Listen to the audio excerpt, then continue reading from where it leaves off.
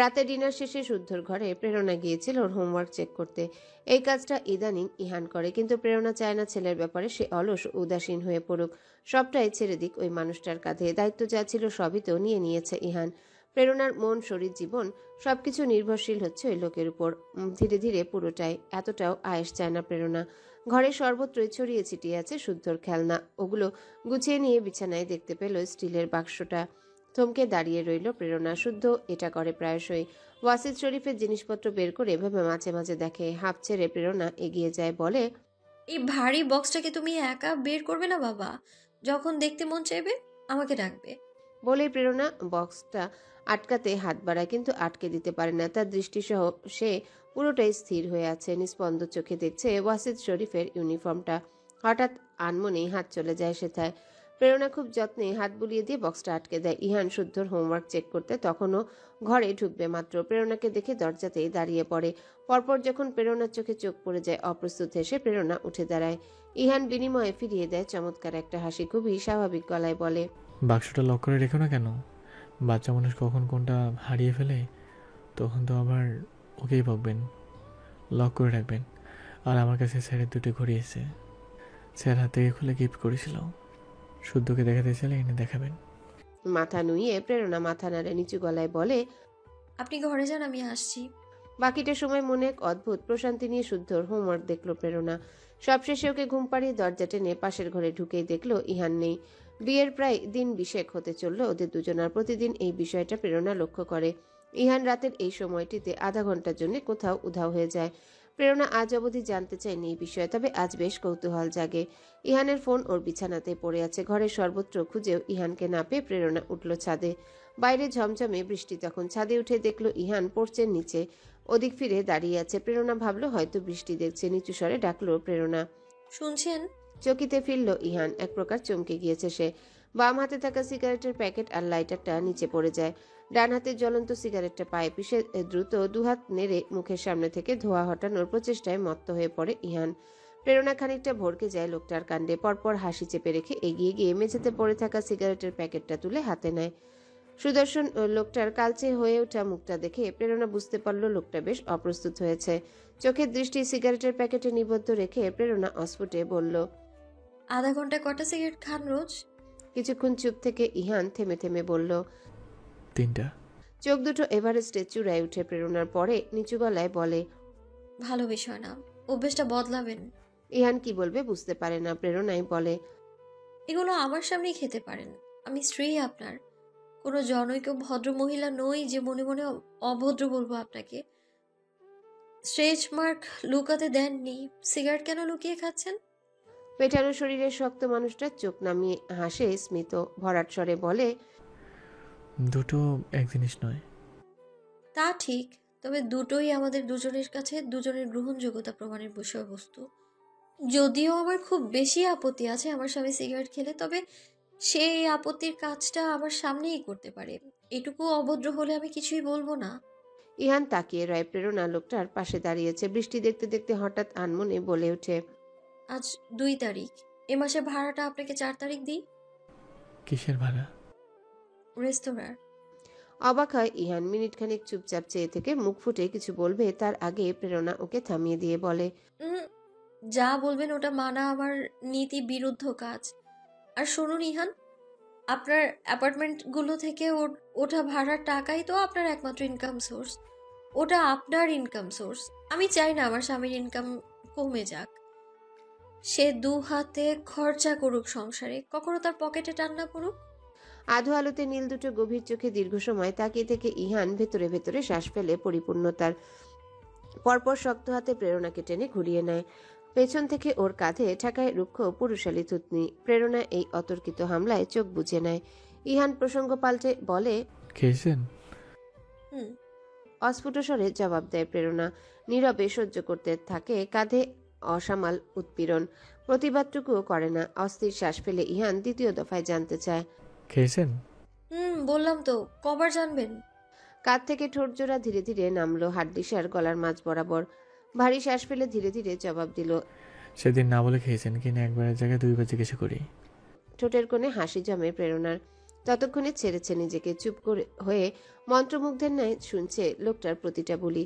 বৃষ্টির ছাট এসে গায়ে মাখে দুজনার। ইহান ওকে সরিয়ে নেয় সেই জায়গা থেকে। পাশে যে ধবধবে সাদা দোলনাটা, সেখানে বসে প্রেরণাকে বসিয়ে নেয় ঠিক কোলে। এবার প্রেরণা লজ্জা পায়, ভীষণ লজ্জা পায়। এভাবে লোকটার কোলে চেপে বসাতে তার শ্বাস আটকে আসে লজ্জায়। ইহান বোঝে, মুখ ভর্তি খেলা করে দুষ্টুমির হাসি। সরি, এইভাবে বসে দিলাম প্রেরণা। আচ্ছা, আপনি চাইলে নেমে আমার পাশে বসতে পারেন। আমি আপনাকে শক্ত করে ধরে রাখিনি। কান দিয়ে ধোঁয়া নির্গত হয় প্রেরণার। লোকটা চতুর, ভীষণ চতুর। প্রেরণা মাত হবে বারবার এভাবে। তবে প্রেরণা নিজে একটু দুষ্টুমি করতে চাইলো আজ। সে সত্যি সত্যি ইহানের পাশে বসে পড়ে, খুব ভাব নিয়ে বলে। It's okay. থমথমে হলো ইহানের মুখ। চওড়া পিঠ বেঞ্চিতে ঠেকিয়ে দিয়ে গম্ভীর হয়ে বসে থাকে। প্রেরণার হাসি চাপে খুব। লোকটার অব্যক্ত অভিমান বাড়তে না দিয়ে ধীরে ধীরে অতি সাবধানে লোকটার দিকে ঝুঁকে সবিনয় আওড়ায়। এই চওড়া বুক রাতের একটা সময়ের জন্য কি আমি শেপ পেতে পারি? If you want. আচমকা দূরে কোথাও বেশ শব্দ হয় বাজ পড়ার। ইহান বলিষ্ঠ হাতে টেনে নেয় প্রেরণার মাথা নিজের বুকে। আসলে সে আলিঙ্গনে দুজনেই তিত্তির করে কাঁপে। খানিক বাদে দুহাতের আজলায় প্রেরণার গাল দুটো আগলে নিয়ে ইহান উঁচু করে ধরে। তার আবেশিত দৃষ্টি যুগল প্রেরণার ঠোঁটে। প্রেরণা এলোমেলো দৃষ্টি ফেলে আড়ষ্টতায় জমে গিয়ে পরপর নিজে থেকে বুঝিয়ে নেয় চোখ। আর সময় অপচয় হয় না। টের পায় কেউ খুব বেশি ভদ্র হয়ে থাকছে না, বরং একটু বেশি চঞ্চল, যার প্রতিটি পদক্ষেপ ফোঁটা ফোঁটা বৃষ্টি জলের মতো ফোঁটায় ফোঁটায় আবেশ জড়ো হয় প্রেরণার বুকে। চুপচাপ মেনে নেয় কারো অভদ্রতা, কারণ দুজনের মধ্যে বিনিময় প্রথা চালু হয়েছে। কেউ তাকে একটা চওড়া বুক দিয়েছে, বিনিময়ে প্রেরণা দিয়েছে বেলা শেষে তার নিজস্ব, বাকি যা ছিল সবকিছু। দুজন দুজনকে দিয়েছে সমান সমান, দিয়ে যাবে এভাবেই বাকিটা জীবন। ফকফকে আকাশে উজ্জ্বল রংধনুর মতন রঙিলা প্রতিটা দিন। আজ কাকতালীয়ভাবে আকাশে রংধনুর দেখা মিলেছে, তবে অস্পষ্ট। জানালা থেকে উকি মেরে শুদ্ধ আকাশ দেখে। পরপর মাকে বলে, মামা, আমি কি বাগানে খেলতে পারি? বাড়িতে মানুষ বলতে ঋতু, আলো, প্রেরণা, প্রণমী, ইনশিরা আর বাচ্চারা। পুরুষেরা সবাই বাইরে কাজে গিয়েছে। বিকাল সময় তখন 3টা। প্রেরণা শাড়ির আঁচল কোমরে গুজে দোতলার বারান্দা ঝুল ঝাড়ছিল। ছেলের আবদারে মিষ্টি করে হেসে প্রেরণা বলে, এখন একা একা যেতে হবে না, উনি আসুক তারপর যাবে। উনি বলতে ইহানকে বুঝিয়েছে প্রেরণা। আশেপাশে শাশুড়ি আর চাচি শাশুড়িরা যদি শুনতে পায় প্রেরণা শুদ্ধকে ইহান আঙ্কেল শেখায়, তবে ভীষণ কথা শোনাবে। প্রেরণা শাশুড়িদের ভয় পায়, খুব প্রকাশ না করলেও। এর মাঝে চলে আসে ইহান। লাঞ্চ সেরে জরুরি প্রয়োজনে ছুটেছিল প্রেরণার ক্যাটারিং সার্ভিসের অফিসে। প্রেরণার হয়ে 13 লাখ টাকার একটা বিল রিসিভ করেছে। বাড়িতে ফিরে বিলের কাগজটা প্রেরণার হাতে তুলে দেয়। শুদ্ধ এসে ওর পাঞ্জাবি খামচে ধরে বলল, আঙ্কেল, বাগানে যাব? আব্বু বলো শুদ্ধ। খুশিকে কোলে দোলাতে দোলাতে আলো একটু কড়া গলায় বলে। এবার শুদ্ধ মাথা নিচু করে নেয়। ইহান হেসে ছেলেটার মাথায় হাত বুলিয়ে বড় মাকে চোখ দিয়ে ইশারা করে, ভাবে জোর না করতে অবুঝ ছেলেটাকে। আলো থিতু হয় না, বলে, না, অভ্যেসটা করাতেই হবে। ইহান দ্রুত প্রসঙ্গ পাল্টাতে শুদ্ধকে কোলে তুলে নিয়ে বলে, চলো বাগানে যাই। প্রেরণা দাঁড়িয়ে থাকে ঠায়। ঋতু ইচ্ছেকে কোলে নিয়ে দোলাচ্ছিল। প্রেরণার নত মুখটা দেখে বলল, বাগানে তো তুমিও যেতে পারো, ঘর থেকে বের হতেই চাও না, ব্যাপারটা কি? প্রেরণা চুপচাপ শাশুড়ির সামনে থেকে সরে যায়। বাগানে যাবে তাই। প্রণমী শুকনো মুখ করে শোনে শাশুড়িরা কথায় কথায় আপুকে বেশ ধমকায়। এতে তার মনটা খারাপ হয়। যদিও আপুকে সান্ত্বনা দিতে মন চাইল প্রণমীর, তাই ঋতুকে বলল, মা, আমিও কি একটু বাগানে যেতে পারি? না, তুমি তোমার স্বামীর সাথে যেও। ছোট বউকে এক বাক্যে জবাবটা দিয়ে দেয় ঋতু। ইসি হাসতে হাসতে ভেঙে পড়ে তখন। তার মা চাচিদের মুখের দিকে তাকিয়ে বড্ড আমুদে হয়ে বলে, তোমাদের মতন দজ্জাল শাশুড়ি ঘরে ঘরে হোক। বাগানে কিটকট চেয়ারটাতে হাত পা ছড়িয়ে বসে আছে ইহান। তার হাতে একটা বল। শুদ্ধর সাথে খেলছিল এতক্ষণ। এখন শুদ্ধ বাগানের মালি দাদুর সঙ্গে মিলে ফুল গাছের পরিচর্যা করছে, আর ইহান ওকে দেখছে চুপচাপ। প্রেরণা গিয়ে ঠিক তখন ওর পাশে দাঁড়ায়, মাথায় ঘোমটা টেনে। ইহান হেসে ফেলে, ভরাট স্বরে বলে, মা পাঠিয়েছে ধমকে, তাই না? মাথা ঝাঁকায় প্রেরণা। মুখে হাসি বজায় রেখে ইহান বলে, বসুন তবে। প্রেরণা বসতে গিয়েও বসলো না। ইহানের পায়ের দিকে তার মনোযোগী দৃষ্টি রেখে বলল, ইস, আপনি নখ কাটেন না কেন পায়ের? হাসে ইহান। অলস ভঙ্গিতে পিঠটা কিটকট চেয়ারে হেলান দিয়ে রেখে হাই তুলতে তুলতে বলে, সময় পাই না। প্রেরণা দাঁড়িয়ে থাকে মিনিট খানেক। অস্ফুটে বলে, আশ্চর্য। কথাটা বলে প্রেরণা চলে যায় শান্তিনীরের অন্দরে। ইহান হেসে হাত তুলে নেয় পলিটিক্যাল ম্যাগাজিন বইটা, ডুব দেয় ওতে। তারপর খানিক বাদে পায়ে কারো হাতের স্পর্শ অনুভব করতে ইহান চমকে গিয়ে মুখের সামনে থেকে ম্যাগাজিন সরায়। বিস্মিত দৃষ্টিতে দেখতে পায় প্রেরণা তার পায়ের কাছটাতেই বসে পড়েছে। দুহাতে অবলীলায় তার পা দুটো কোলের উপর তুলে নিয়েছে, নিজের হাতের নেল কাটার দিয়ে ওর নখ কাটছে। থমকে থাকে ইহান, খানিকক্ষণ পরপর মৃদু ধমকে ওঠে। হে প্রেরণা। প্রেরণা নির্বিকার ধমকে, তবে এক পায়ের নখ কাটা হয়ে গেলেই আলতো হাতে আরেক পা ধরে বলতে থাকে, আচ্ছা, ওই যে মিস্টার শীল যে অর্ডারটা দিয়েছিলেন, ওটা আমি হাতে নেই, কি বলেন? আপনার কি মনে হয় ভালো হবে না? ইহান জবাব দেয় না, নিস্পন্দ চোখে দেখতে থাকে মাথায় ঘোমটা তুলে রাখা তার অর্ধাঙ্গিনীকে। প্রেরণা বকবক করেই চলেছে আপন মনে, আর নখ কাটছে ইহানের। দোতলার বারান্দায় ইচ্ছে খুশিকে কোলে নিয়ে দাঁড়িয়ে ছিল আলো আর ঋতু। দুজনের মুগ্ধ দৃষ্টি আটকে ছিল ছেলে আর ছেলের বউয়ের মুখে। ওরা দুজন বেশ খানিকক্ষণ চেয়ে থেকে বিব্রত হয়, চোখ নামিয়ে নেয়। ঋতু তার সন্তুষ্টির দৃষ্টি রাখে বড় জায়ের মুখে, আলো তাই পরপর স্মিত হেসে ঋতুকে বলে, কি এখনো বলবি? তোর ছেলে ওই মেয়ের ইকোনমিক্যাল আর সোশ্যাল সিকিউরিটি হিসেবে আছে? স্বামী হয়নি ওই মেয়ের? আবেগ হয়নি? সদ্য বাজার থেকে আনা মাছগুলো দেখে সেসবের দাম শুনে কপাল কুঁচকে ফেলল প্রেরণা। সামিন অপ্রস্তুত ভঙ্গিতে দাঁড়িয়ে আছে। ড্রাইভার মাছগুলো কিচেনে হেল্পিং হ্যান্ডের হাতে তুলে দিয়ে চলে যায়। প্রেরণা কপাল কুঁচকে রেখে তার চাচা শ্বশুরকে বলে উঠল, আপনারা কেউ মাছ কিনতে পারেন না বড় বাবা, আপনাদের কাছ থেকে ডাকাতি করে টাকা রাখে সবাই। পাঞ্জাবির গলার কাছের বোতাম খুলতে খুলতে সামিন গা জোড়ালো সোফাতে। প্রেরণার হাতে থেকে ঠান্ডা পানির গ্লাসটা নিয়ে জবাব দিল, দাম ঠিক আছে বৌমা, সব কিছু চড়া এ সপ্তাহে। প্রেরণা জানে না আসলে এই সপ্তাহে মাছের দাম কিরকম। রেস্তোরাঁয় তো লোক রেখেছে সে, সাব্বির মাস শেষে হিসেব বুঝিয়ে দিবে। ও মুখো তাই হয় না প্রেরণা। বাইরের দুনিয়ায় কোথায় কি হচ্ছে সেসব খুব অল্পই জানে আজকাল বেশি জানে বাড়ির কিচেনে মশলা ফুরিয়েছে কিনা, ইহানের পাঞ্জাবি কয়টা ধোয়া হয়েছে, তার শ্বশুররা নাস্তায় কোন দিন কি খেতে ভালোবাসে, ইত্যাদি ইত্যাদি। বাজারের কোন জিনিসের দামটা কেমন হলো সেসব কিছুদিন না ভেবে এগুলোই বেশ উপভোগ্য হয়ে উঠেছে প্রেরণার জীবনে। প্রেরণার কাছে কিছুদিন না হয় এভাবেই থাক। ইহান কিছু জানিয়েছে ফোনে? সামিনের কথায় দুই পাশে মাথা নাড়ে প্রেরণা। হাত থেকে গ্লাসটা নিয়ে বলে, ফোন করছি, ধরছে না। বেশ চিন্তিত লাগছে সামিনকে। সামনে নির্বাচন করবে ইহান, আজ দলীয় মনোনয়নপত্র ঘোষণা হবে, সেই ব্যস্ততায় রয়েছে ছেলেটা। রাজনীতি জিনিসটা খুবই অপছন্দের সামিনের কাছে এখন, তবুও ছেলের ইচ্ছাকে প্রাধান্য দিয়েই খুশি। আজ এনসিটাকে নিয়ে যাবে মুইন। বাড়িতে একটু পারিবারিক ব্যস্ততা রয়েছে।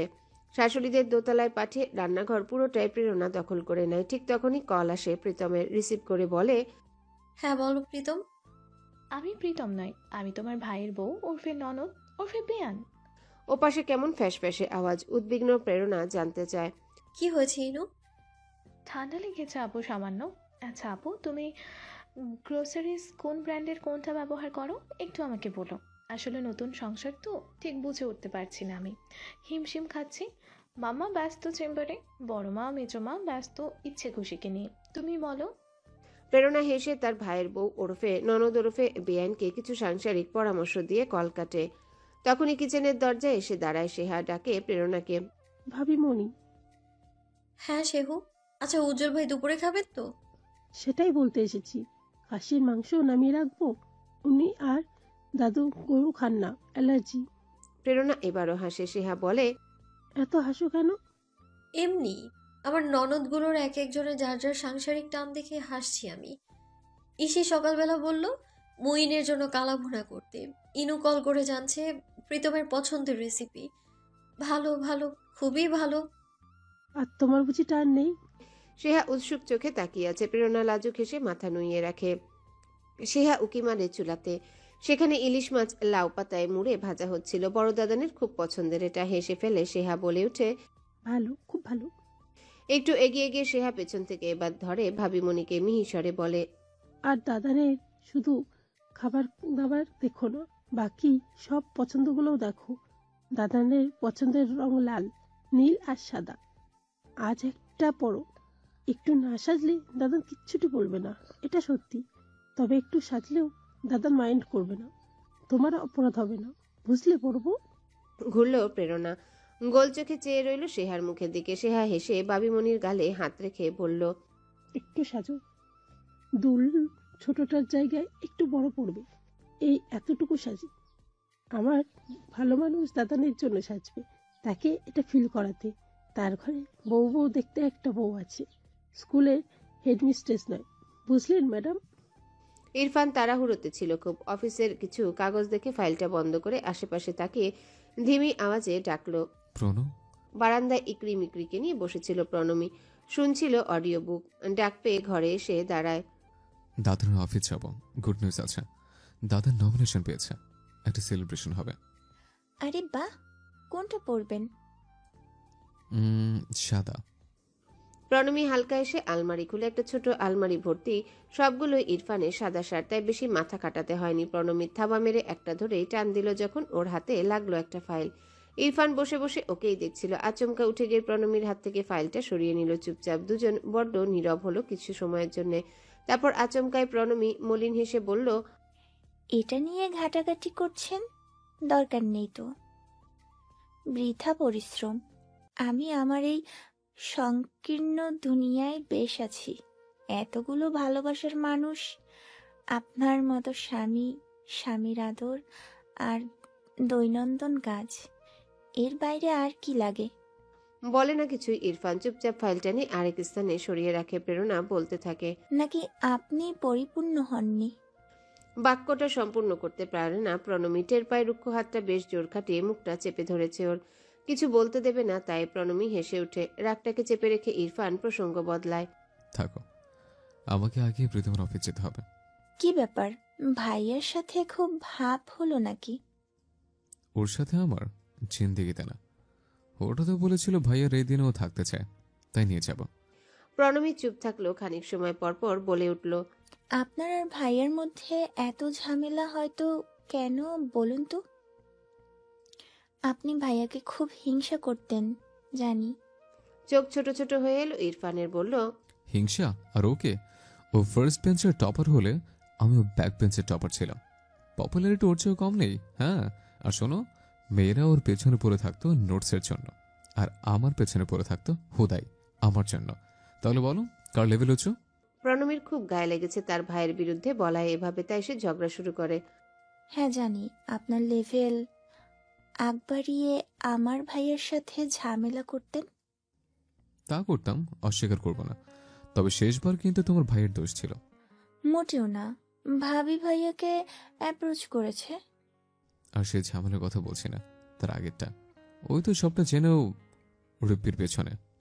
কথাটা সম্পূর্ণ করতে পারল না ইরফান। অর্ধেক বের করে আবারও ঠেলে ভেতরে ঢুকিয়েছে। থতমত খেয়ে খুক খুক কেসে উঠেছে। রিপ্পিকে?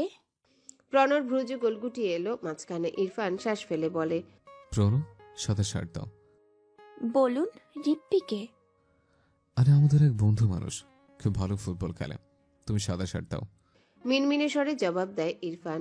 ছেলেদের নাম রিপ্পি হয়? হবে না কেন? তুমি রিপু, নয়ন, ইফতি ছেলেদের নাম হয়, জানো না? তেমন করেই রিপ্পি। সেদিন তো দেখলাম এক ছেলের নাম প্রণমী। তুমি সাদা শার্ট দাও। ইরফান জোর করে হাসার চেষ্টা করছে, কিন্তু তার হাসি আসছে না। সত্যিটা সে বলে দিলেই পারে, তবে অষ্টাদশী ন্যাকা বোকা বউয়ের আবেগ সামলানোর মতন সময় এখন তার হাতে নেই। ইরফান 100% নিশ্চিত রিপ্পির বিষয়টা জানতে পারলে তার বউ ঠিক কী রিয়াকশন দেবে। যার জীবনে আগে কখনো প্রেমময় পুরুষ ছিল না, সেই মেয়েরা এইসব বিষয়ে খুবই সেন্সিটিভ হয়। আর ইরফান জানে ইরফানকে ঠিক কতটা ভুগতে হবে। দাদানের এই বিশেষ দিনে নিজের দাম্পত্যে রিপ্পি ঢুকাতে চায় না সে। অত আহাম্মক ইরফান নয়। প্রণমী নিশ্চুপ। ইরফান ওকে ধরল শক্ত করে। প্রসঙ্গ পুরোপুরি ঘোরাতে কয়েকভাবে চুমু খেয়ে বলল, আসছে। হ্যাঁ, রিপ্পির বিষয়টা পুরোপুরি বললেন না যে? হাফ ছেড়ে ইরফান বলে, বলবো আরেকদিন। আজ যাই, সাদা শার্টটা দাও। পার্টি থেকে বিশাল মিছিল ও প্রেস ক্লাবের সামনে বিশাল আলোচনা সভা সেরে একটা ব্যস্ত দিনের পরে বাড়ি ফিরল দুই ভাই। সাথে ছিল শুদ্ধ। তখন প্রেরণা সবেমাত্র গোসল শেষ করেছে। গায়ে জড়িয়েছে লাল রঙের একটা হাফ সিল্কের শাড়ি। শাড়ির পাটটা আবার সোনালি, গলার চেনটা একটু মোটা, কানের দুলটাও বড়। সব মিলিয়ে স্বর্ণালঙ্কারে চকচক করছিল সে। আয়নার সামনে দাঁড়িয়ে চুল শুকিয়ে নিতে নিতে প্রেরণা হাসে সামান্য নিজের সাজ দেখে। নিজেরই চোখে বিচ্ছে তার এই সাজ। নিচ থেকে আওয়াজ আসছিল সেলিব্রেশনের।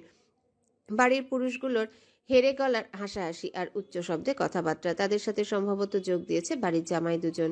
মুইন আর উজ্জ্বলও এসেছে। মিষ্টি খাওয়াখাওয়ি হচ্ছে। প্রেরণা লোকাল চ্যানেলে এতক্ষণ দেখেছে ইহানকে। ঘরমত্ত মুক্তাতে ক্লান্তি ছিল না। অনর্গল মাইকে উচ্চ শব্দে প্রতিশ্রুতি দিয়ে যাচ্ছিল, সেই সাথে দোয়া চাইছিল। পাহাড়সম উচ্চতার বলবান এক সৌম্য পুরুষ, ঠিক ততটাই বিনয়ী। দেখেছে প্রেরণা চেয়েছে। বুকের মধ্যে অদ্ভুত উত্তেজনা কাজ করেছে কিশোরী বউদের মতন। জীবনের একাংশে এমন একটা মানুষের সঙ্গী হয়ে সেবা করার সুযোগ পেয়েছে সে। প্রেরণা যায় না নিচে এভাবে, দরজার সামনে মাথা নুইয়ে দাঁড়িয়ে থাকে চুপচাপ। এসব কিছু যদি কারো চোখে পড়ে, দীর্ঘদিন যাবৎ সাদামাটা থাকার কারণে প্রেরণার চিন্তাভাবনা এতটা রক্ষণশীল হয়েছে যে সামান্য সাজও তার কাছে বড্ড বাড়াবাড়ি মনে হয়। অন্য কারো চোখে পড়ল না, শুরুতেই পড়ল ইরফানের চোখে। লাফিয়ে লাফিয়ে দোতলায় উঠে লিভিং রুমের কাজটাতে ভাবিমণিকে এভাবে দাঁড়িয়ে থাকতে দেখে তার পা থামলো। গোল গোল চোখে চেয়ে দেখলো ভাবিমণিকে, পরপর বাঁকা হাসলো। হাসছো কেন? অস্বস্তির শ্বাস ফেলে প্রেরণা জানতে চায়। ভ্রু উঁচিয়ে ইরফান বলল, কেবলমাত্র বাড়িতে ফিরেছে দাদান, একটু ক্লান্ত, এক্ষুনি সামনে যাবেন না প্লিজ। টায়ার্ডনেসে যদি ঠিকঠাক কমপ্লিমেন্ট দিতে না পারে তবে তো আবার ফুলবেন। ওসব কিছু না। চোখ রাঙায় প্রেরণা। বুঝি।